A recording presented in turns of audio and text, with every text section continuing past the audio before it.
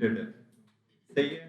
ये एक इंडिकेटर है जो कि RSI ऑसम ऑस्किलेटर की तरह ही आप लगाते हो, ठीक है। इसको हम मूविंग एवरेज कहते हैं। बहुत सिंपल इंडिकेटर है, बहुत बेसिक यूज है इसका, ठीक है। और इसके बाद जो है इसके ऊपर हम आज दो चीजें डिस्कस करेंगे। फर्स्ट थिंग है लगाना, इसको कैसे है चार्ट पे। सेकंड, हम इसको किस तरह से मल्टीपल पर्पसेस से यूज कर सकते हैं, ठीक है। और उस यूजेज बेस पे हम इसको कैसे ट्रेड के लिए इस्तेमाल कर सकते हैं। अच्छा, सबसे पहले मैं आप सबको ये चीज करना सिखाऊंगा यहाँ पे कि आपने इसे लगाना कैसे है। अब फर्स्ट ऑफ ऑल देखें, आप जाएं इंसर्ट में, इंडिकेटर्स में, ट्रेंड में, ठीक है। उसके बाद यहाँ पे मूविंग एवरेज लिखा हुआ है। Insert, indicators, trend, moving average. Moving average name से ही आपको पता चल रहा होगा कि मूविंग, मूव करने की एवरेज। ये इंडिकेटर हमें मार्केट की मूवमेंट की एवरेज देता है, ठीक है। तो इसमें ये पीरियड है, पीरियड के अंदर हम इसमें 50 लिखा हुआ है, ठीक है। और यहाँ पे मेथड लिखा हुआ है। तो ये मेथड आपने एक्सपोनेंशियल करना है। यहाँ पे पहले ऑलरेडी सिंपल किया हुआ होगा, ठीक है। इसको आपने एक्सपोनेंशियल करना है और पीरियड आपने 50 रखना है। कलर आप कुछ भी चूज कर लें। ये लाइन को कितना मतलब उसको थिक करना है, थिन करना है, वो आपने यहाँ से डिसाइड करना है। और अप्लाई टू क्लोज होगा, बाकी किसी चीज को नहीं छेड़ना आपने। 50, ठीक है, एक्सपोनेंशियल, और ये आपने कलरिंग वगैरह चेंज करनी है। अब ओके करेंगे। ये एक मूविंग की एवरेज हमें इंडिकेटर बता रहा है, जो मार्केट की मूवमेंट की एवरेज है।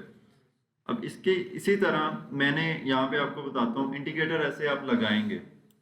अब चार्ट पे मेरे ऑलरेडी लगे हुए हैं 3 इंडिकेटर्स हैं, तीनों मूविंग एवरेज के हैं, ठीक है।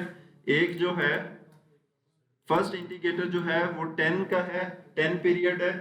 और सेकंड उसमें जो है वो स्मूथ किया हुआ है, एक्सपोनेंशियल नहीं है, स्मूथ है, ठीक है। 10 स्मूथ, और इसको मैंने रेड से रिप्रेजेंट किया है, और ये इसकी थिकनेस है, ठीक है। सेकंड जो ब्लू है ये हमारा 50 है, जो हमने अभी लगाया है। इसको हमने एक्सपोनेंशियल से रिप्रेजेंट किया है, ठीक है। मेथड इसका एक्सपोनेंशियल है, और इसको हमने डार्क ब्लू से रिप्रेजेंट कर रहे हैं।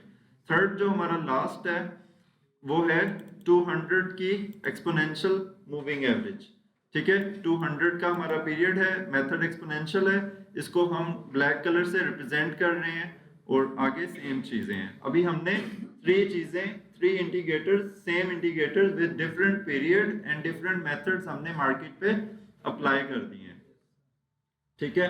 अब इसके अंदर ये चीज देखें, ये आपके सामने इस तरह से नजर आ रहे होंगे, ठीक है। अब इसमें फर्स्ट ऑफ ऑल ये चीज आपने नजर में रखनी है, माइंड में हमेशा आपके पास इंडिकेटर बेस, जब भी आप ट्रेडिंग कर रहे हो, ख्वाह वो RSI हो, ख्वाह वो ऑसम ऑस्किलेटर हो, ये आपको, क्योंकि लास्ट क्लासेस हैं इस वजह से मेरे वो आप ये वर्ड्स ऐसे समझें कि आपको जो चीज मैं सिखा रहा होता हूँ, ये ऐसा कुछ नहीं है कि आपने सीख लिया तो अब बस पैसे बनना शुरू, ठीक है। ऐसा नहीं होता। ये बेसिक्स हैं फॉरेक्स ट्रेडिंग की, ये बेसिक्स हैं कि आपको आगे बढ़ने के लिए कुछ पिलर्स की जरूरत होती है, ऊपर जाने के लिए नीचे एक बुनियादी चीजों की जरूरत होती है, जिनको समझकर बंदा आगे जाता है, ताकि अगर पीछे देखे तो उसे कुछ नजर आए, कुछ हौसला रहे, ठीक है। तो इस वजह से ये बुनियादी चीजें हैं, इस पे काम करना आसान है, इजी है स्टार्टिंग के लिए। लेकिन ये जितने भी इंडिकेटर्स हैं, ख्वाह वो RSI है, ख्वाह वो ऑसम ऑस्किलेटर है, ठीक है, ख्वाह वो मूविंग एवरेज है, ये मार्केट की मूवमेंट के ऊपर डिपेंडेंट होते हैं। आप समझ रहे हैं इस बात को कि मार्केट की मूवमेंट पे डिपेंडेंट होते हैं। ये मार्केट को प्रिडिक्ट कैसे करते हैं? उसकी पास्ट की मूवमेंट से, समझ रहे हैं? तो ये 50 से 60% चांसेस हैं कि ये गलत हो सकते हैं, सही है। हम इससे सिर्फ एक, क्योंकि इसका नाम ही इंडिकेटर है, इसका मतलब है इशारा। इशारा गलत भी हो सकता है, ठीक भी हो सकता नहीं करते, आपको डिपेंड करना भी नहीं है। सही है। ट्रेडिंग में इंडिकेटर के अलावा बहुत ज़्यादा मेथड्स हैं जिनको आप यूज़ करते हुए काम कर सकते हैं, जिनमें से एक हमने जैसा कि RSI सीखा था, सॉरी ट्रेंड लाइन सीखा था। ट्रेंड लाइन एक ऐसा वो टूल था सिंपल जिसको हम यूज़ करके कुछ मार्केट की ब्रेकआउट्स वगैरह की डायरेक्शन ले रहे थे। सही है। और उस पे काम कर रहे थे। सो फर्स्ट ऑफ ऑल हमारा आज का ये टॉपिक है, तो हम अभी जल्दी से इसे क्लियर करते हैं। आज मैं कोशिश करूंगा 2 से 3 टॉपिक्स को क्लियर करूं, ठीक है।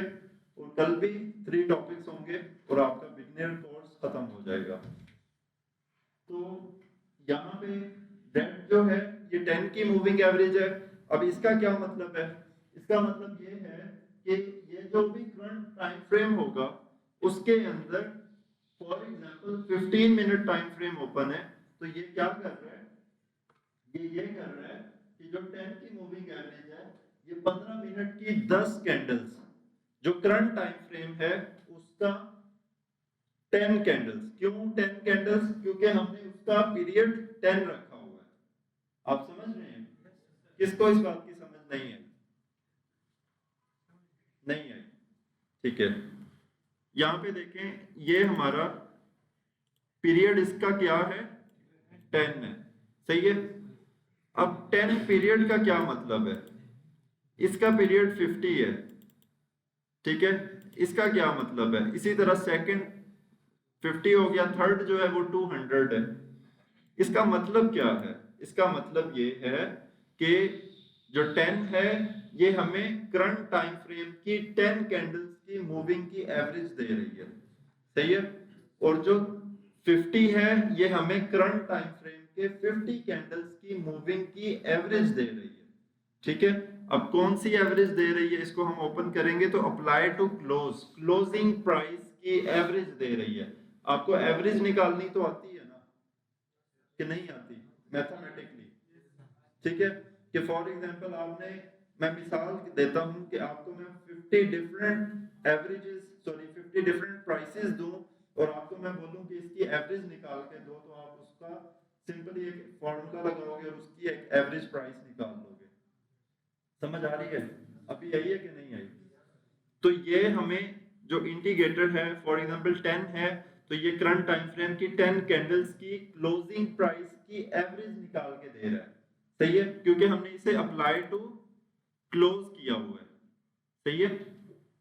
इसी तरह से आगे जो है ये 50 कैंडल्स की निकाल के दे रहा है और ये 200 कैंडल्स की एवरेज प्राइस हमें निकाल के दे रहा है, या 200 कैंडल्स की एवरेज प्राइस हमें बता रहा है कि वो ऊपर क्लोज हो रही है या वो नीचे हो रही है। समझ आ रही है या नहीं आ रही? या न्यू चीज आ गई या तो बिल्कुल कंफ्यूज जी? सर सिंपल से फिर बता रहा हूँ, 10 का मतलब है 10 पीरियड की जो मूविंग एवरेज है उसका मतलब है कि जो करंट टाइम फ्रेम है 15 मिनट है। सही है। 15 मिनट की 10 कैंडल्स, सही है, 10 कैंडल्स 15 मिनट की, उसकी एवरेज निकाल के दे रहा है।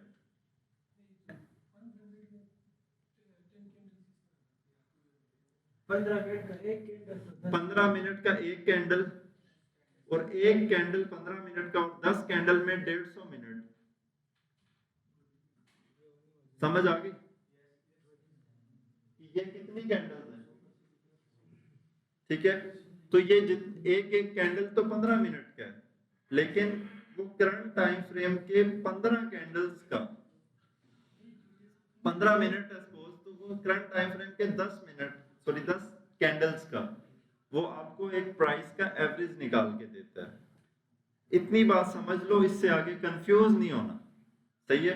इसका ताल्लुक नहीं है, मैं बेसिक सिर्फ इसको कॉन्सेप्चुअली आपको समझा रहा हूँ कि ये इंटीग्रेटर करता क्या है, ताकि आपके जहन में पता हो आपको कि इंटीग्रेटर ये कर क्या रहा है, हमें इसके ऊपर हम कैसे इसको परफॉर्म कर रहे हैं, या इंटीग्रेटर के बैक एंड पे क्या चल क्या रहा है। कि ये जो प्राइस ऊपर नीचे हो रही है, इंडिकेटर की लाइन ऊपर नीचे हो रही है, ये किस बेस पे हो रही है, वो बेस आपको समझाने की कोशिश कर रहा हूँ। कि ये 10 की मूविंग एवरेज है, ये 50 की है, ये 200 की है, इसको अगर हम जूम करके मैं आपको समझा देता हूँ, कुछ लड़के कंफ्यूज हो रहे हैं। अब ये देखें, ये first candle, second, third, fourth, 5, 6, 7, 8, 9, 10, ठीक है। ये 10 कैंडल्स जो हैं इसकी अब 4 प्राइसेस होती हैं। कौन सी? ओपन, हाई, लो, क्लोज, ठीक है। अब आप सपोज करें इसकी क्लोज प्राइस जो है, मैं इन्हीं 10 कैंडल्स की क्लोज प्राइस आपको दे देता हूं और मैं ये कहता हूं कि इसकी एवरेज निकाल के दो। समझ आ रही है?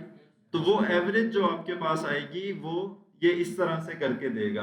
अब क्योंकि ये हमने इसको एक्सपोनेंशियल किया हुआ है, इस वजह से ये दूर है। अगर हम इसे सिंपल करेंगे, ठीक है, ये देखें, अब ये सिंपल की वजह से उस 10 कैंडल्स की जो एवरेज प्राइस आएगी वो ये आएगी। ऐसे ही है ना? अभी समझ आ गई? लेकिन उसका मेथड जो है हमने स्मूथ किया हुआ है, इस वजह से वो नीचे नजर आ रहा है। अदरवाइज अगर हम उस 10 कैंडल्स की एवरेज क्लोजिंग प्राइस हम देखेंगे, ठीक है, जैसे ओपन, हाई, लो, क्लोज, 4 डिफरेंट प्राइसेस हैं, ठीक है, उसमें से हम क्लोजिंग वाली प्राइस की एवरेज निकालने की कोशिश कर रहे हैं 10 कैंडल्स की।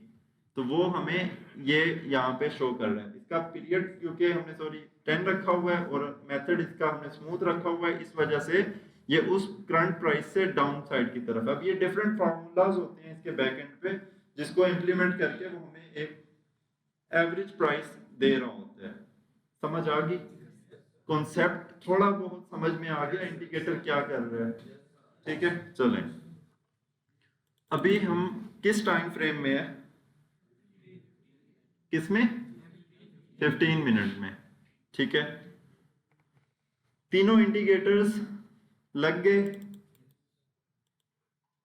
अब इसके ऊपर काम कैसे करना है? अब आप इसको सिंपली बैकएंड पे जाके देखें ये कर क्या रहा है। कोई आपको मार्केट को देखना आसान हुआ है या नहीं हुआ? नजर आ रहा है? कुछ आसानी थोड़ी बहुत नजर आ रही है, ठीक है। कोई डायरेक्शन का पता चल जाता है इससे कि मार्केट ने किधर जाना है। न्यूज के टाइम ये आपको डायरेक्शन नहीं सही बताएगा, ठीक है। इस पे भी हम आज डिस्कस करेंगे, लेकिन विदाउट न्यूज ये आपको एक इशारा जरूर देगा कि ओवरऑल इस साइड की डायरेक्शन है, ठीक है, अंदाजा इस साइड का है। अभी देख लें, आपको फिर दिखा रहा हूं कि आपके लिए कुछ आसानी ये जरूर करेगा ताकि आप जो हैं मार्केट की उस डायरेक्शन में काम कर सकें। अब इसके अंदर डिफरेंट मेथड्स हैं, सही है, काम करने के। जितने भी मैंने आपको सिखाए हैं उसमें आप इसी चीज पे इम्प्लीमेंट कर सकते हैं, जैसे 3 candle pattern, support and resistance, RSI, ठीक है, और क्या है, ऑसम ऑस्कुलेटर की डाइवर्जेंस, RSI की डाइवर्जेंस, ठीक है। इन सब को आप इसके साथ भी कंबाइन करके इंप्लीमेंट कर सकते हैं। अब कैसे कर सकते हैं? फॉर एग्जांपल हम इसी जगह पे एक इंडिकेटर RSI लगा लेते हैं ताकि हमें कुछ एग्जाम्पल मिल सके। वही 14 का है, 80-20 का वो आएगा। अभी यहाँ पे अब हम काम कैसे कर सकते हैं? फॉर एग्जाम्पल हम सबसे पहले यहाँ पे ये चीज देख रहे हैं कि मार्केट जो है, मार्केट जब यहाँ पे थी, ठीक है, इस कैंडल पे, तो मार्केट नीचे से ये रेड लाइन ने ब्लू लाइन को ऊपर क्रॉस कर लिया था। ये क्रॉस हुआ था करीबन इस जगह पे, इस कैंडल पे, ठीक है, और इस कैंडल की ओपनिंग पे क्लियर क्रॉस हो गया था। समझ आ रही है? अब क्योंकि क्रॉस रेड लाइन ने ब्लू लाइन को ऊपर की तरफ कर लिया और ब्लैक लाइन भी नीचे की तरफ है। फॉर एग्जांपल 200 की मूविंग एवरेज नीचे है, 50 की भी नीचे है, और अभी 10 की मूविंग एवरेज जो कि रेड से रिप्रेजेंट कर रहे हैं, उसने ब्लू लाइन यानी 50 की मूविंग एवरेज को ऊपर की तरफ क्रॉस कर लिया है। ऊपर की तरफ क्रॉस से मुराद है कि मार्केट की डायरेक्शन ओवरऑल जो क्लोजिंग की एवरेज है वो ऊपर की तरफ आ रही है, समझ रहे हैं। तो अभी 15 मिनट में इसने क्रॉस किया है, सही है। हमने आर्जी तौर पे आरएसआई लगा लिया। अभी 15 मिनट में हमें जो आरएसआई की स्ट्रेटजी है वो ये बता रही है, जो कि हमने वो एक सीखी थी 80 वाली और 20 वाली, वो यहाँ पे ये बता रही है कि मार्केट यहाँ से नीचे जाएगी, ठीक है। तो हम सब यहाँ पे फर्स्ट ऑफ ऑल हमारे माइंड में आ गया कि मार्केट यहाँ से नीचे आ सकती है, ठीक है। सेकंड हम क्या करेंगे, हम इसको छोटे टाइम फ्रेम में आ जाएंगे और छोटे टाइम फ्रेम में आके देखेंगे कि यहाँ पे क्या हुआ है। अब यहाँ पे फर्स्ट ऑफ ऑल अब ये चीज नजर में रखें कि यहाँ पे मार्केट ने ऊपर की तरफ क्रॉस किया हुआ है, ठीक है। अब यहाँ पे देखें कि जब भी आरएसआई नीचे 20 को टच करेगा, आप बिला झिझक बाय कर सकते हो एक स्टॉप लॉस देके।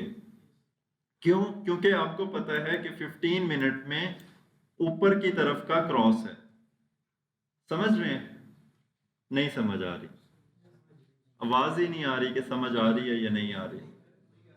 नहीं आ रही ना? हाँ, ये नहीं आया? अच्छा, चलें इसको एक मिनट छोड़ें, इसको बाद में डिस्कस करते हैं। फर्स्ट सिर्फ ये चीज को आप देखें कि अप साइड पे क्रॉस है, ठीक है। रेड लाइन टॉप पे है, ब्लू लाइन सेंटर में है, ब्लैक लाइन बॉटम पे है, ठीक है। अब हम दो चीजों का वेट कर सकते हैं कि मार्केट जो है वो वापस रेड लाइन और ब्लू लाइन के दरमियान में आए और हम कोई ऐसी सिचुएशन देख के बाय की एंट्री ले सकें, सही है। अब क्यों बाय में ही क्यों जाना है, हमने सेल में क्यों नहीं जाना? क्योंकि मार्केट ने या 10 की मूविंग एवरेज ने क्रॉस ऊपर की तरफ किया हुआ है, ब्लू से अबव है और ब्लैक से भी रेड लाइन अबव है। अब इस तरह समझ लें कि जो ब्लू लाइन है वो ब्लैक लाइन से अबव है, 50 की मूविंग एवरेज 200 की मूविंग एवरेज से ऊपर है और 50 की मूविंग एवरेज से 10 की मूविंग एवरेज भी ऊपर है। तो ओवरऑल डायरेक्शन बाय की नजर आ रही है मूविंग एवरेज की मदद से। तो हम कोशिश करेंगे कि इसको जो एवरेज प्राइस आ रही है उसके दरमियान हम इसको बाइंग कर सकें। अब बाइंग के डिफरेंट मेथड्स आपको बताए थे, जिसमें आप डिफरेंट चीजें एग्जांपल्स यूज करके आप उसको बाय कर सकते हो। मैंने अभी आरएसए की समझाने की कोशिश की लेकिन आपको वो समझ में अभी नहीं आया, इस वजह से सिंपल सिटी पे पहले चलते हैं, ठीक है। इसको ज्यादा सिंपल करके समझने की कोशिश करते हैं। फॉर एग्जांपल यहाँ पे आप देखें कि मार्केट ने इसको रेड लाइन को टच कर लिया, अगेन ये इस रेड लाइन से रेड मूविंग एवरेज से नीचे आ गई। अब हमें ओवरऑल ये आइडिया है कि मार्केट का डायरेक्शन ऊपर की तरफ है, तो हमें बाय साइड में देखना चाहिए, ठीक है। तो हम क्या करेंगे, हम ट्रेंड लाइन ले लेते हैं और यहां से एक ट्रेंड लाइन ड्रॉ कर लेते हैं, ठीक है। हमने फर्स्ट पॉइंट ये ले लिया, सेकंड पॉइंट हमने ये ले लिया, ठीक है। इसको थोड़ा सा अगर हम जूम करके देखें तो ये थोड़ा सा ऊपर की तरफ लगेगा, यहाँ पे एग्जैक्ट नहीं है, ये आ रहा है यहाँ पे, ठीक है। तो अब यहाँ पे आ गया। अभी हम इंतजार कर रहे हैं मार्केट का कि मार्केट इस ट्रेंड लाइन को ऊपर की तरफ ब्रेक करे तो हम बाय कर लें। क्यों? क्योंकि हमें मूविंग एवरेज बता रही है कि मार्केट का ट्रेंड ऊपर की तरफ है, सही है। अब जितनी दफा भी मार्केट इस अपनी कोई आप सिचुएशन को देख रहे हो कि वो उसको ब्रेक कर रही है, आप उसको बाय करो। अब फॉर एग्जांपल यहाँ पे देखें ये एक बन रहा है और जैसे ही इस ट्रेंड लाइन को ब्रेक दिया अब बाय कर लें, ठीक है। यहाँ पे बाय है, अब ये कल की बाइंग थी, ठीक है। उसके बाद क्यों? क्योंकि आपको पता है ये सारी मूविंग एवरेजेस ऊपर की तरफ डायरेक्शन बता रही हैं, तो एवरेज जो मूवमेंट है वो अपसाइड की तरफ प्रेशर में है, ठीक है। तो इस वजह से हम बाइंग की ट्रेड्स को ढूंढेंगे। सेकेंड सिचुएशन जो आ रही है वो ये है, अब ये तो ट्रेंड लाइन हो गई। अब सेकंड चीज ये मैं आपको बताने की कोशिश कर रहा था कि मार्केट जो है वो जब वापस इस रेड और ब्लू के दरमियान में आए तो आप 3 कैंडल्स का पैटर्न भी ढूंढ सकते हो। ठीक है, 3 कैंडल्स पैटर्न भी ढूंढ सकते हो कि यहाँ पे कोई 3 कैंडल पैटर्न बने तो मैं इसको बाय कर लूँ। फॉर एग्जांपल यहाँ पे बना, लेकिन इसकी जो क्लोजिंग थी वो उससे नीचे हुई है, क्लोजिंग हमें इससे अबव चाहिए, समझ आ रही है? इसकी क्लोजिंग उससे थोड़ा सा नीचे होगी, ये आपको देखेंगे आपको नजर आ जाएगी। उसके बाद हमने देखा हमें कोई नजर नहीं आया अभी तक पैटर्न। यहाँ पे ये बना पहला पैटर्न, ये बना, क्लोजिंग ऊपर दी, यहाँ ऊपर हुई, लेकिन उसके अबव क्लोजिंग नहीं हुई। ठीक है, ये इसके ऊपर में अगर लाइन लगा लूं आपको नजर आ जाए, ये इसके ऊपर क्लोजिंग नहीं हुई। ठीक है, उसके बाद फिर से ये पैटर्न बना, यहाँ पे ये देखें, ये 1, ये ऊपर क्लोजिंग हुई उस लो से, और ये तीसरी, ये 4th वहीं पे रह गई, और ये बाद में आके ऊपर क्लोजिंग इसने दे दी। तो हमने इसको यहाँ से बाय कर लिया, स्टॉप लॉस वहां पे दे दिया, और ये ऊपर की तरफ चला गया। समझ आ रही है? हम मूविंग एवरेज को सिंपल एक डायरेक्शन देखने के लिए यूज कर सकते हैं। ठीक है, अब देखें फिर यहाँ पे हमें दोबारा वो उसी के अंदर आया, रेड और ब्लू के अंदर, और यहाँ पे उसने फिर वो एक पैटर्न सा बनाया और अप साइड पे गया और थोड़ा सा अप चला गया, फिर वो डाउन आ गया। सही है, उसके बाद फिर ये इस जगह में आया, इसने ये प्रीवियस कैंडल का लो तोड़ा। ठीक है, और ऊपर क्लोजिंग दी, फिर नेक्स्ट थर्ड कैंडल ने फौरन अपनी फर्स्ट कैंडल से अबव क्लोजिंग दे दी। ठीक है, आपने फौरन यहाँ से फिर बाय कर लिया, क्यों? क्योंकि आपको पता है कि डायरेक्शन बाय की है, आपको एक डायरेक्शन मिल रही है कि बाय की है, तो और मार्केट क्लोजिंग प्राइस के एवरेज प्राइस में आ रही है। एवरेज प्राइस, ये तीनों कैंडल्स एक स्पेसिफिक कैंडल्स की एवरेज प्राइस है। तो जब मार्केट एवरेज प्राइस को टच कर रही है तो वो एग्जैक्टली वहां से देखें, ये फर्स्ट टच किया, ठीक है, उसने फौरन से रीटेस्ट किया। सेकंड, यहाँ पे इसने जब 50 वाली एवरेज प्राइस को टच किया, फौरन से रीटेस्ट किया। यहाँ पे 200 को टच किया, फौरन से लंबा रीटेस्ट हो गया। सही है, लेकिन एवरेज प्राइस का एक हमें आइडिया मिलता है। अब लाजमी नहीं है कि इसने हमेशा टेस्ट करके वापस जाना है, लाजमी नहीं है, ये ब्रेक भी कर सकता है। जैसे यहाँ पे ये ब्रेक हुआ, समझ रहे हैं? अब यहाँ पे तो इसने रिटेस्ट लिया, इसको काफी ज्यादा इशू हुआ नीचे आने में, लेकिन यहाँ पे ब्रेक हो गया। लेकिन मैं ओवरऑल आपको एक सिचुएशन बता रहा हूँ कि मार्केट जैसे यहाँ पे ब्रेक हुआ, देखें ये ब्रेक हो गया ऊपर की तरफ, यहाँ पे ये डाउन साइड पे ब्रेक हो गया। लाजमी नहीं है इसको वैसे लेना है, इसको अगर आप किसी भी ट्रेडिंग स्ट्रेटेजी को आप किसी कंफर्मेशन के साथ यूज करोगे, जैसे 3 कैंडल पैटर्न हो गया, ट्रेंड लाइन ब्रेकआउट हो गया, सही है, उसके बाद डाइवर्जेंस हो गया, सही है, उसके बाद हमने क्या सीखा है, ऑसम ऑस्किलेटर की डाइवर्जेंस हो गई, वगैरह वगैरह, जितनी चीजें हमने बेसिक में सीखी हुई हैं स्ट्रेटेजी काम, अगर उनको आप किसी भी दूसरी स्ट्रेटेजी के साथ जो कि कंफर्मेशन वाली चीजें हैं आप मिला के जब ट्रेड करोगे तो आपको कुछ ना कुछ ओवरऑल जो आपके चांसेस होंगे वो बढ़ जाएंगे। समझ रहे हैं?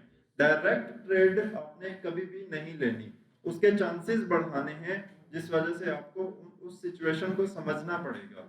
लाजमी आपने डायरेक्ट ट्रेड नहीं करना, उस पर किसी भी हाल में डायरेक्ट ट्रेड नहीं करना, अदरवाइज लॉस की सिचुएशन आ सकती है। समझ रहे हैं? तो इसकी क्लैरिटी होगी? सही है जी? जी सर, वीडियो आ जाएगी। अब इसका जो मैं आपको सेकंड चीज बता रहा था, वो सेकंड चीज ये बता रहा था कि फॉर एग्जांपल 15 मिनट के अंदर जो है वो डायरेक्शन अप साइड की दे रहा है। ठीक है, वो डायरेक्शन हमें इसने अप साइड की इस जगह पे दी है, सही है। अब इस जगह में अप साइड की डायरेक्शन दे रहा है, तो हम यहाँ पे एक अपना RSI इंडिकेटर लगा के भी ट्रेड कर सकते हैं। क्यों? क्योंकि देखें उसी टाइम फ्रेम में तो वो नीचे टच नहीं कर रहा और टच नहीं भी करेगा, सही है।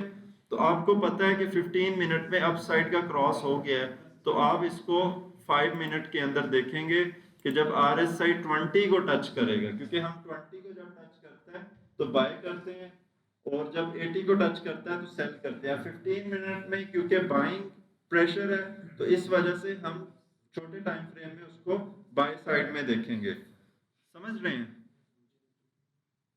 तो छोटे टाइम फ्रेम में जब भी वो 20 को टच करेगा तो हम उसको बाय करेंगे। तो अब इसको 5 मिनट में हम जाके देखेंगे तो वहां पे आप देखें ये यहाँ पे इसका क्रॉस पड़ा है 15 मिनट में अप साइड का, ठीक है। तो इसके बाद इसने RSI ने इस जगह में नीचे टच किया है,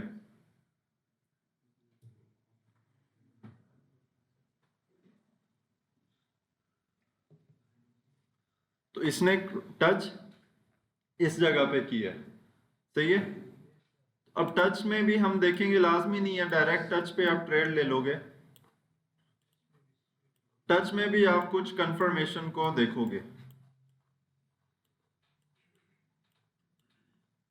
अब यहाँ पे देखें ये टच हुआ है और ये 3 कैंडल पैटर्न बन गया, सही है। समझ रहे हैं? Touch plus 3 candle pattern plus 15 minute की डायरेक्शन अपसाइड की, तो आपका ज़हन ज्यादा काम करेगा। क्यों? स्टॉप लॉस भी मिल गया कि यहाँ पे स्टॉप लॉस है, ट्रेड बेशक आपको यहाँ पे मिल रही है, सही है, लेकिन स्टॉप लॉस है, कुछ ना कुछ आपको 1/1 रेशियो 1.1 आपको रेशियो प्रॉफिट मिल जाएगा। हमेशा कंफर्मेशन को यूज करना है, सही है। डायरेक्ट नहीं ट्रेड। 15 मिनट में बाई की डायरेक्शन है, ठीक है, समझ में आ गया, डायरेक्शन बाई की है। 5 मिनट में आ गया, 5 मिनट में नीचे RSI टच कर लिया, डायरेक्ट से बाय नहीं करना। आप समझ रहे हैं? डायरेक्ट से, क्योंकि मार्केट और गिर सकती है, ये सारे इंडिकेटर्स मार्केट के ऊपर डिपेंडेंट है, मार्केट की मूवमेंट पे डिपेंडेंट है। हो सकता है ये और ज्यादा गिरने लग जाए और ये यहीं पे रुक जाए, आप कहोगे डाइवर्जेंस बन रही है, आपने लेकिन लगा तो बाई की दी हुई है ना ट्रेड, सही है, तो आप तो लॉस में जा रहे हो अनटिल अनलेस मार्केट वहां से वापस नहीं आती। तो हमेशा वेट करो किसी कंफर्मेशन का। 3 कैंडल नहीं मिल रही, फॉर एग्जांपल आपको बाय में ज्यादा मतलब ट्रेड लगाने का मसला हो रहा है, आप यहाँ पे ट्रेंड लाइन लगा लो, ठीक है। सपोज ऐसे करके आपने एक ट्रेंड लाइन लगा ली, अब हालांकि ट्रेंड लाइन यहाँ बन ही नहीं रही, इस वजह से मैं भी नहीं लगा पा रहा। क्यों? क्योंकि इसमें स्पेसिफिक पॉइंट्स ही नहीं नजर आ रहे, ठीक है। तो इस वजह से आप कुछ ना कुछ वहां पे ट्रेंड लाइन, इस तरह से दूसरी तीसरी चीजें मार्केट को थोड़ा सा रिवर्स होने का मौका दें और फिर उसको ट्रेड करने की कोशिश करें। समझ आ गई यहाँ तक? मूविंग एवरेज की समझ वैसे ओवरऑल आ गई कि नहीं आई? आई है? नहीं आ रही है? थोड़ी थोड़ी, ज्यादा ज्यादा? अच्छा, ज्यादा आ रही है। तो सेकंड, अब यहाँ पे ये चीज आप नजर में दोबारा रखें कि हमने इसको सिंपल जो है RSI से ट्रेड कर सकते हो, छोटे टाइम फ्रेम में इसको डाइवर्जेंस RSI की देख सकते हो, ठीक है। RSI की अगर डाइवर्जेंस बन रही हो वहां पे, ठीक है। और सेकंड यहाँ पे डाइवर्जेंस तो नहीं बनी हुई, सही है, लेकिन टच हुआ हुआ है, टच पे लगा लो, ट्रेंड लाइन की ब्रेकआउट पे ट्रेड लगा लो, 3 कैंडल पैटर्न पे ट्रेड लगा लो, सही है। अब यहाँ पे दो तीन चीजें हैं, यहाँ पे इसने टच किया है, यहाँ पे इसने नीचे 200 को टच किया है, ये भी एक प्लस साइन है हमें। फिर वहाँ पे 5 मिनट में 3 कैंडल पैटर्न बना, सेकंड प्लस साइन है, ठीक है। उसके बाद मार्केट ने ऊपर का थोड़ा सा प्रेशर दिखाया, आपने फिक्स स्टॉप लॉस लगाया और अपना टेक प्रॉफिट लेके आप एग्जिट करके, मार्केट बेशक ऊपर और ज्यादा जाए नीचे जाए वो फर्क नहीं पड़ना चाहिए, सही है। स्टॉप लॉस लगा के अगर आप हमेशा ट्रेड करेंगे तो वो ज्यादा बेहतर हो जाएगा। हाँ, टाइम फ्रेम का इसमें ज़्यादा इशू नहीं है, लेकिन मैं ये जो मूविंग एवरेज है ये 15 मिनट के अंदर रिकमेंड करता हूँ कि 15 मिनट से कम टाइम फ्रेम नहीं होना चाहिए, सही है। तो इस वजह से इसको हमेशा 15 मिनट एंड अबव में यूज़ करें। जैसे 30 मिनट में आप चले जाएं तो यहाँ पे 30 मिनट में देखें, जब ये क्रॉस अप साइड का हुआ है, ठीक है, तीनों का अप साइड पे क्रॉस हो गया। अब यहाँ पे देखें एक दो कैंडल्स का डाउन साइड, सॉरी दो मूविंग एवरेज का डाउन साइड पे क्रॉस है और ब्लैक जो है वो यहाँ पे, यहाँ पे ये क्या क्रॉस किया? हाँ 15 मिनट में यार, वो यहाँ पे था ना, 30 मिनट इधर है अल्लाह के बंदे। तो यहाँ पे आप ये चीज देख लें, ये इसने 30 मिनट में जब डाउन साइड में ये क्रॉस किया हुआ है, मार्केट वापस एवरेज प्राइस के अंदर आई है, तो उसने थोड़ा बहुत यहाँ पे आपको छोटे टाइम फ्रेम में रिएक्शन बनेगा सेल साइड का, ठीक है? या क्योंकि 30 मिनट है तो यहाँ पे या RSI 5 मिनट में 80 को टच कर रहा होगा, सही है, या फिर 5 मिनट के अंदर ये जो है यहाँ पे कोई 3 कैंडल पैटर्न बन रहा होगा, या 5 मिनट में कोई यहाँ पे ट्रेंड लाइन ब्रेकआउट हो रही होगी। तो आप उन सारी कंफर्मेशंस वगैरह देख के आप उसको फिर सेल करोगे, सही है? समझ आ रही है? कोई नहीं आ रही, ऊपर ऊपर से जा रही है तो भी बता दो, ठीक है? अब इसी तरह से यहाँ पे आप देखें, यहाँ पे भी ये बाय का सिग्नल बना, जब वो मार्केट वापस आती है तो ऊपर जा रही होती है, ठीक है? अब ये सिचुएशन भी हो सकती है, अब इस वजह से मैं आपको कंफर्मेशंस का बोलता हूँ। यहाँ पे देखें ये सेल का क्रॉस बना, ठीक है, 30 मिनट में सेल का क्रॉस बना, लेकिन मार्केट यहाँ से इसको ये ऊपर चली गई और उसने वापस बाय का क्रॉस बना लिया। तो इस वजह से कंफर्मेशन लेना जरूरी है उस डायरेक्शन में आने के लिए। अब यहाँ पे देखें ये 30 मिनट का अपसाइड का क्रॉस बना, मार्केट इंस्टेंटली अपसाइड में मूव किया, जब मार्केट रेड और ब्लू के दरमियान में आई तो ये वहां से ऊपर गई। अब यहाँ पे दरमियान में जब आई तब आप इसको छोटे टाइम फ्रेम में कंफर्मेशन देखना स्टार्ट कर दोगे। समझ आ रही है? बिल्कुल खामोश हो जैसे पता नहीं मैं क्या सिखा रहा होता हूँ। समझ आ रही है? किस किस को नहीं आ रही है यार, हाथ खड़ा करे। दो बंदों को नहीं आ रही। सर क्या नहीं आ रही पूछ लें। कंफ्यूज हो रहे हैं? क्या कंफ्यूजिंग आ रही है? और चार्जर लेके आना जी। क्रॉस क्या? हाँ यार, इसकी समझ क्या, ऐसा मुश्किल काम बता रहा हूँ। रेड लाइन जब ब्लू को नीचे क्रॉस करती है बड़े टाइम फ्रेम में, तो इसका मतलब है कि मार्केट की एवरेज मूवमेंट जो है वो डाउन साइड पे जाने की कोशिश करेगी। अंदाजा हमें इंडिकेटर्स ये कह रहे हैं, ठीक है? और जब अप साइड पे क्लोजिंग होगी तो उसकी मूवमेंट अप जाने की ज्यादा कोशिश करेगी। जैसे यहाँ पे रेड ने ब्लू को अप साइड पे क्रॉस किया है तो मार्केट ऊपर जाना शुरू हो गई। रेड ने ब्लू को नीचे की तरफ क्रॉस किया तो नीचे आना स्टार्ट हो गई। यहाँ पे रेड ने जब नीचे क्रॉस किया मार्केट थोड़ा सा नीचे आई, लेकिन फिर अप का क्रॉस हो गया, मार्केट ऊपर चली गई।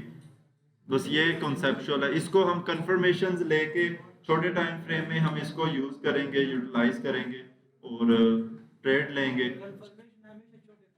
छोटे टाइम फ्रेम में लेंगे, क्रॉस हमेशा बड़े टाइम फ्रेम का देखेंगे और कंफर्मेशन छोटे टाइम फ्रेम में।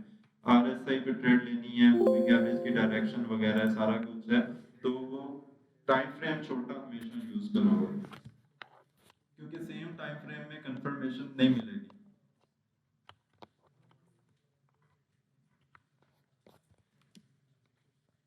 क्लियर है?